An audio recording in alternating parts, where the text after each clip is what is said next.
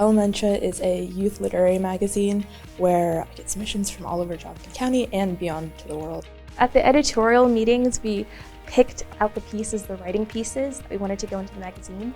And then after voting, going through all the submissions, we laid them out so we can pair them with our pieces. So today we're putting the art with the writing to kind of bring the magazine to life and figure out which pieces convey the stories and work the best together. As we were laying out the magazine, you have these little chunks that you're just laying out and you're kind of chomping on them, you're getting through them, and then at the end you turn around and you're like, okay, this is its own thing now, it's turning into its own little butterfly moment.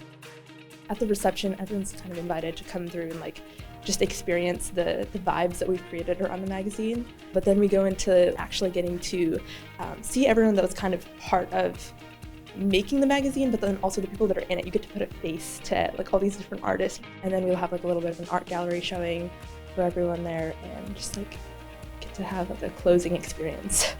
I love the aha moment of saying, I have this in my hands. It's just this beautiful little baby that we've created and spent so much time working on. I got published my freshman year and my sophomore year.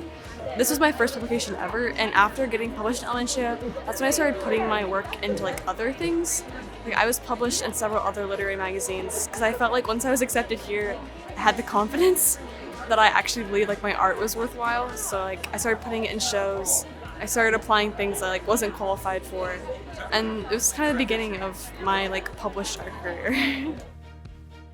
It's just a fun feeling being able to kind of be a vessel for young voices and creatives and put their art into the world in writing. So I'm excited to hopefully do them justice through the design process.